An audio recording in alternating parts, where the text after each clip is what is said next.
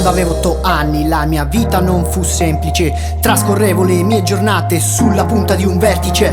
Ogni momento passato era sempre un brutto momento. Quando correvo veloce, lasciando indietro il tempo, mi tenevi per mano ed un tratto tutto cambiava. Il calore dentro te ardeva come fosse lava. E no, non credo potessi cambiare. Trasmettevi sicurezza, sì, fuori dal normale, come nel 99, se non erro.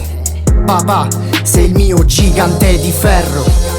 Questa storia che parlerà vita mia, racconta storie che sta vita mia. Tu che per me sei importante perché mai nessuno mai ti può portare via da me. Ma questa storia che racconti te, ricordo che io tengo un cuore per te. Tu sai che ti voglio bene vero, e non può mai cambiare sta storia fra me e te.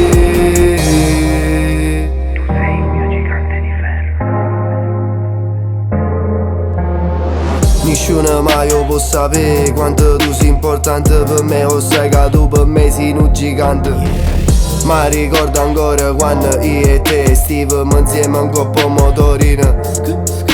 E sì, io con te mi zevi, costruisco zone mi. Tu sei roba mi, non fa così. Ti prometto che resto qui, Superman come il gigante.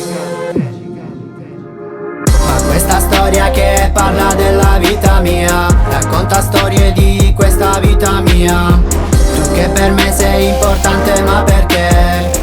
Ma nessuno mai ti può portare via da me. Ma questa storia che racconta di te, ricorda che io tengo un cuore per te.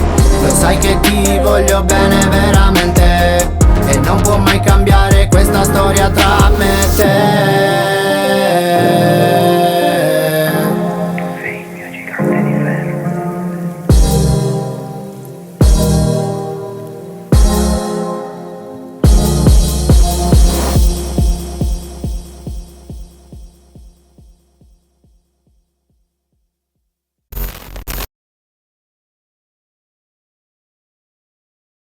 Questa storia che parlerà vita mia, racconta storie che sta vita mia. Tu che per me sei importante perché mai nessuno mai ti può portare via da me. Ma questa storia che racconti te,